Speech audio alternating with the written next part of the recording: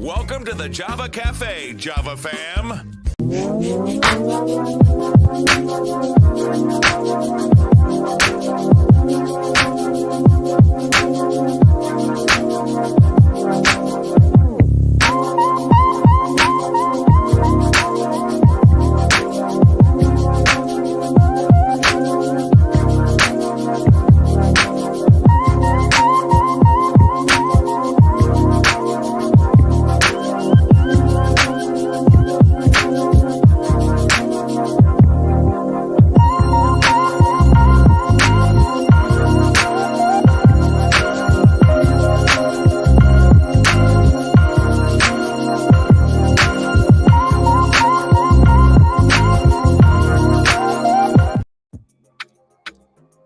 Good morning.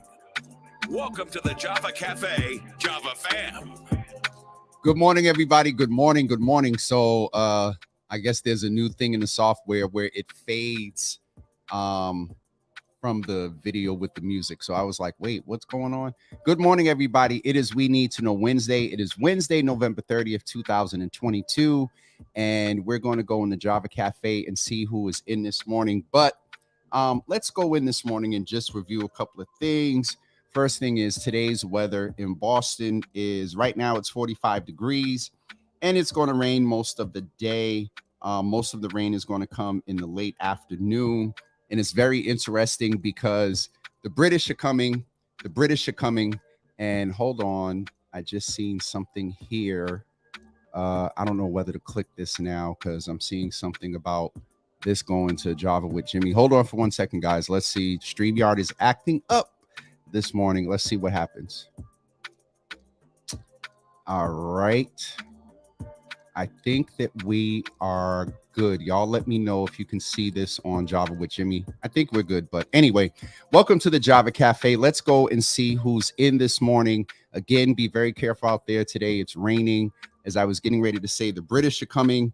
Our mayor is in the process of welcoming them to Boston, Prince William and Princess Kate. I think that's her name. I had a chance to talk to Brother Quincy this morning, who has the honor and privilege of emceeing this evening's event. And there is a whole bunch of protocols that come with entertaining and greeting the royals. So, and I'm into that.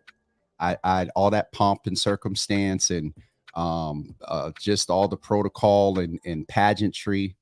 Yep. And a lot of the stuff that we do in church that you see now with all the regalia and all that other stuff comes from the Anglican Catholic folks. So anyway, let's go in the Java Cafe and see who's in this morning. Mama Java, first one in to say good morning. Good to see you. Pastor Marion, good morning. Good to see you in the room this morning. Miss Teresa, good morning. Good to see you. Brother Stan, text you back, man. I'll get back to you and let you know what's up with the schedule. Leslie, good morning. It was good to see you face to face and hug you last night. Leslie came out to audition for the Voices of Embrace choir that is performing in January. Also, Charlotte is in the room. Charlotte. I need to actually, please text me after the show and remind me just to reply to your email so I can get you connected. Sorry about that. Dr. Drumright, good morning. Bishop Drumright, good to see you in the room this morning. Sharon Cornelius, good morning. Discussed you yesterday. I'll be reaching out to you and chatting with you about the choir. Yeah, we'll reach out and chat with you. This is the weather. It's so interesting because when I look at the weather, that is, I mean, it is often rainy and a little gloomy over there sometimes. And so especially this time of year. So it is interesting that the weather's like this today. Hopefully Friday when I get to go and go to the awards that it won't be as bad. But yeah, it's interesting, Charlotte. Dante Luna. What's up, brother? Good to see you in the room. Listen, if you guys need some video work done, this is the young man that you hit up. He did my first documentary in 2021. And so good to see you in the room, brother. And Daryl's letting us know it's colder in Nashville. Keep Nashville in your prayers, too, because they have a lot going on. That whole area with the tornadoes and the wind. We have a wind warning up here in Boston. I think until 1 o'clock today, severe winds. And so be careful out there, raining and wind. But I can't believe it's colder in Nashville. That's interesting. Sharon, mother, is saying good morning to Sharon. Opal, good morning. Good to see you in the room. Good to see you in the room. Pastor Marion, security is very, very big, as I mentioned yesterday. Oh, look at this. Look at this. Who's in the room this morning? There's a lot of protocols, and security is definitely one of them. And so that's one of the reasons why I'm not going to. Well, I already told y'all yesterday. Leonard, what's up, brother? Good to see you in the room. Good to see you in the room. Also, I just saw Denasia Yancey. Good to see you in the room this morning. Good to see you. Also, Auntie Java is in the room. Good morning. Good to see you in the room, Auntie, as well. It is we need to know Wednesday. So just going to review a couple of things in the news today from, hopefully soon. Getting our news this morning from WGBH. So a few things going on. There's a lot of work being done in the opioid crisis between current governor Charles Baker, and also the governor-elect Carrie Haley. They are gathering a month after Charlie Baker took office in 2015. He launched a task force to develop a statewide strategy to tackle the opioid addiction. The State Department of Public Health data shows a dramatic climb in opioid overdose deaths since 2000, when 375 were recorded, to 2016, when 2,110 Massachusetts residents died of opioid overdoses. We also heard Domingo DeRosa often mention that it is men of color that are at the highest rates. And so in the past 8 years, they've both been in office. Baker and Haley have taken a number of steps aimed at addressing the opioid crisis. And so going on with Governor Haley coming in, they are saying, and this is their opinion, this disease is Pam Cole, who works with them at the Recovery Center, introduced herself as the mother of a son. And she said she's often find it hard to admit that her son has an addiction. She said this disease is terrible and it wants to kill all of us. And so getting to the point of what they're getting ready to try to do, as Haley prepares to take office in January, she also has staffing on her mind. She said that Lieutenant Governor elect Kim Driscoll planned to focus on the workforce shortage in healthcare, mental health, and substance addiction services, as well as focus on the need for more housing, both generally and for vulnerable populations.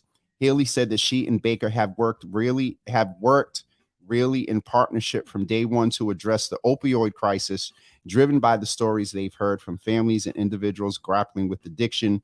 The commitment continues, she said. Obviously they need continues, but commitment also will continue with this new administration. And I read it just like it came out there. So affordable housing is definitely a part of that, as Pastor Marion just said. But in the context, if we need to know, we don't want to let this. Just a lot of this sounds like a lot of the stuff that we've been hearing over the past few years. And at the rate that we're dealing with this crisis, and people brought up yesterday that with the visit, they're wondering what's going on down on Southampton with the visit of the Royals. Those that are usually on Mass and Cass, where are they going to put them? Where will they be today through Friday? So it is a city issue. It's a state issue. It's a human issue. And we need to really be sensitive to it and stay up to date of what's going on around that. I also see Teresa here mentioning this terrible story that I've been keeping up with slightly.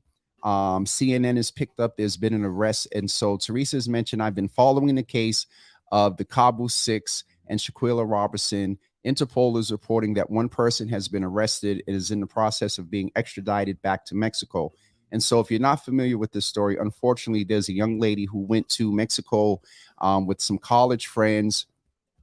There is some video that I just scrolled through and saw. And there's a video of her being beat up by one of the friends, and she died. And they called her mom and said her mom told her parents that they thought that she was dealing with alcohol poisoning.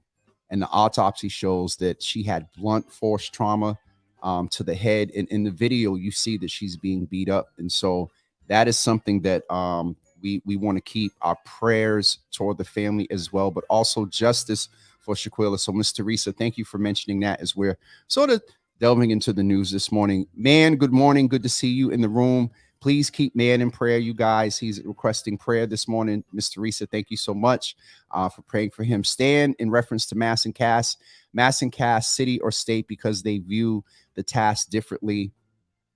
Stan, I think you're absolutely right. The state views the responsibility that they have at giving money to the local municipalities and also through collaboration with the Department of Public Health.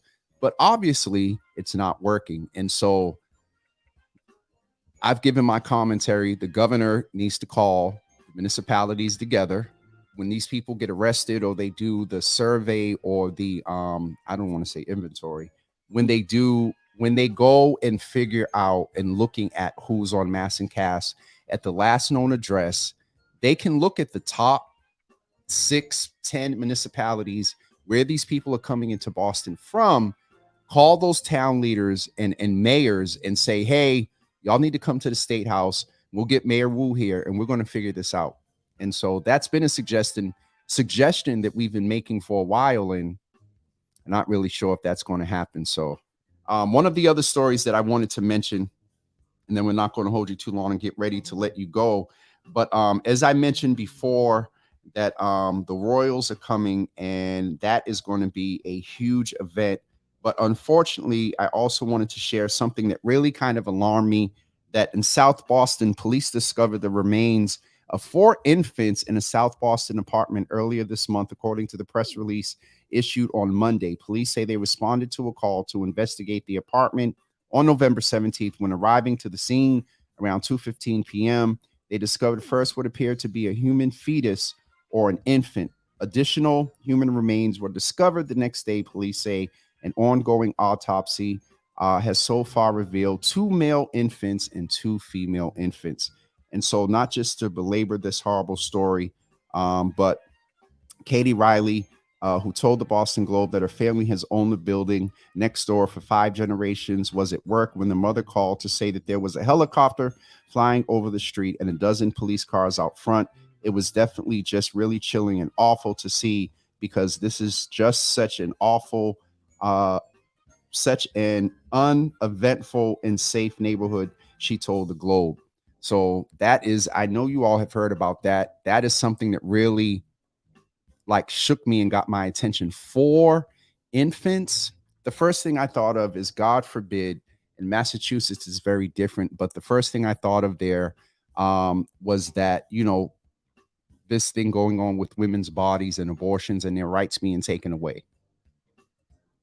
Is it likely? I don't know the circumstances of this situation with these 4 children, but it did cross my mind. And so that's another issue we need to know, that we need to pay attention to. But keep the South Boston area, keep that family, those that it's just 4 infants is just crazy. Let's go in and check in on a comment so far.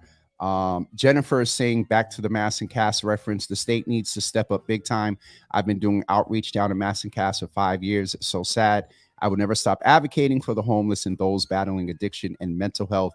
They do matter. Auntie Java, in reference to the South Boston story, South Boston was so sad and shocking. Yes, mother, it was 4 infants, which is crazy. Miss Teresa, this is horrendous. They were found in the freezer. Yeah, that's crazy. Naraki, beautiful. Good morning. Good to see you in the room. Leslie, yes, she said she heard that. Infants, 4 of them, which is definitely crazy. Quincy, good morning. We just talked about you a few minutes ago. Quincy is our MC. He called and guilted me a little bit, talking about black media being in the room. I'm sure there will be some BIPOC, black and brown brothers and sisters there, but I already told you that if you know my conditions are coming to stuff like this. But anyway, I'll be there Friday, Quincy. We can hang out on Friday. But Quincy, we really support you. We're proud of you and appreciate everything you're doing, and being a part of this whole thing today is huge for you. So as I mentioned, just make sure you send me some pictures, and not just of John Kerry before you hung up. But I'll leave that right there. Leslie, to your point, that was what crossed my mind. Abortion rights. Again, we don't know the circumstances of this situation. Is it unlikely that this happened as a result? We don't know. But in thinking about it, the abortion rights conversation, debate, what's going on with the government trying to regulate what's going on with women's bodies in a lot of parts of this country, that did cross my mind. And so it's horrible to hear about what happened there. Teresa saying good morning to someone there. Also, Charlotte photographer Quincy. Oh, Quincy is a slight photographer, Charlotte, but he takes good pictures with that iPhone. And so, I just want a couple of pictures before Friday, just so I love all this royal regalia and pomp and circumstance and whatnot. But I just wanted to review a couple of stories today as this We Need to Know Wednesday. Didn't put a lot of work into getting guests this week, thinking about next week. As I've mentioned to you all before, there's a lot that I want to do here with this platform, but just, some little level of limitations. Let's go in. Auntie Java just put a comment up. Bottom line, all the unimaginable will come to pass. Also, for your information, Nostradamus did foretell a king would be crowned in 2023. And Auntie, thank you. I saw your text this morning. I'm not going to the event today. I'm going to Friday's event, which I probably won't be in the immediate vicinity to be able to reach out and break the protocols of touching the royals and whatnot. But thank you and appreciate you. But as I was saying before a few seconds ago, there is a lot that I want to do to expand the platform, but it requires a lot. It requires space that we talked about yesterday, some upgrading of technology and cameras and whatnot. And so I thank all of you that come in for your patience. There are some that say, oh, this amount of numbers and this and this and that and that. But those that are here every day, I appreciate you. And I thought I saw Newton here for a second. I appreciate you for being part of the Java fam. To Stan's point, we'll get together and be doing something very soon. To Heidi and Nicole, y'all keep me abreast of what y'all come up with for the women's After Dark, which is going to be so interesting. I actually had an After Dark plan for this month, but things didn't work out the way I wanted to. So, Rena, it is good to see you in the room as well this morning. We're going to get ready to wrap up sort of a quick shot this morning because I got a couple of meetings and need to get ready to do stuff. There is a gala tomorrow that I have the pleasure of emceeing, the New England.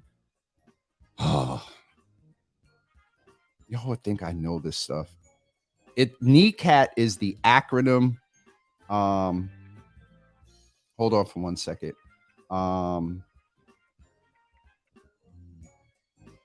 Okay, here we go. Oh, and the name is not in the invitation. NECAT's color. So it's the New England Culinary Arts Training Program. They're having a gala tomorrow, which is a wonderful program that is actually located right there in the Massachusetts area. And they work with those who have been incarcerated and different life's issues to train them how to be professional chefs. And I went live from there before and told you all about the wonderful shrimp and what did he make me? Shrimp and grits with polenta and all that stuff. And so I'll be there tomorrow. All that to say, I need to go get ready and do some stuff to get ready for Thursday and Friday to go to this Earth Shot event. So again, shout out to Quincy for being a big part of this.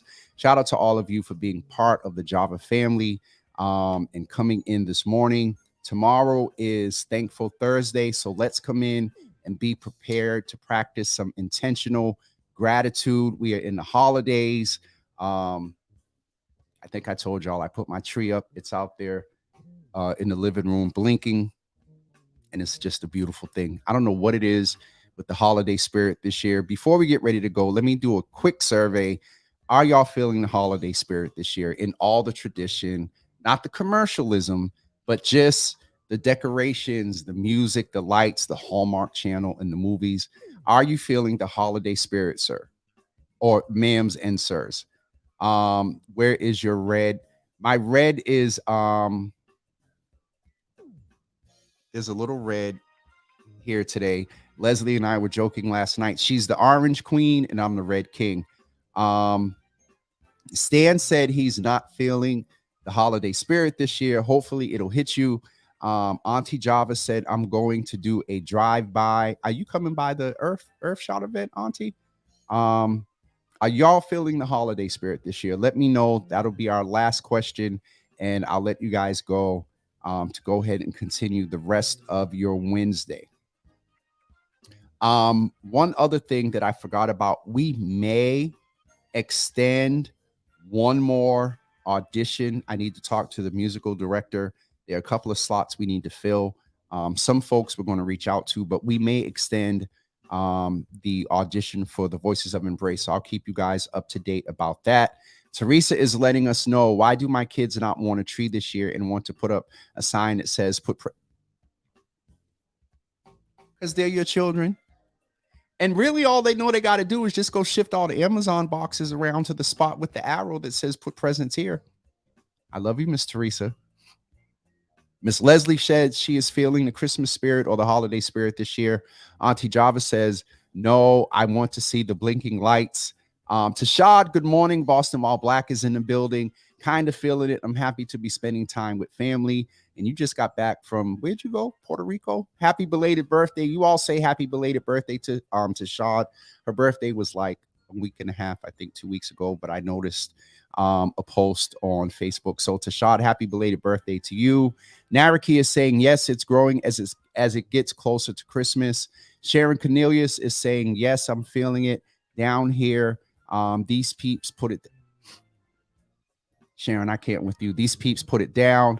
Mama Java is saying, just thankful to be alive. Teresa, I'm just saying, you got the Amazon warehouse there right in your place. Charlotte is saying, I'm going to photograph some lights. You all remember a lot of the lights that used to be in the hood, Quincy Street. There's a new place, I think, well, not new, but there's a place over here by me near Adams Street, at the corner of, I think, Adams and Dick Street.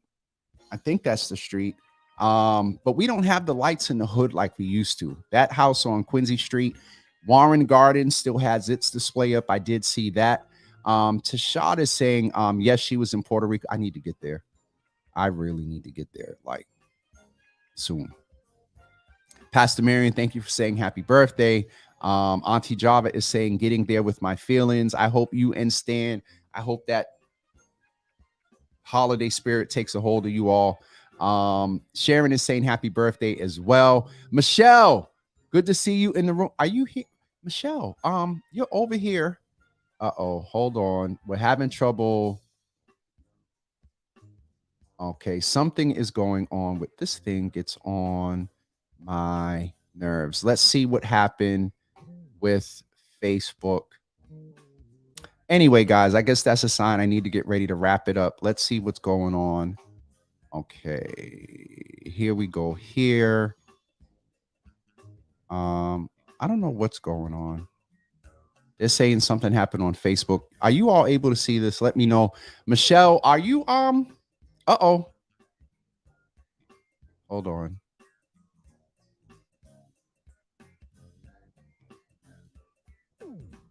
All right, let's try to put it back.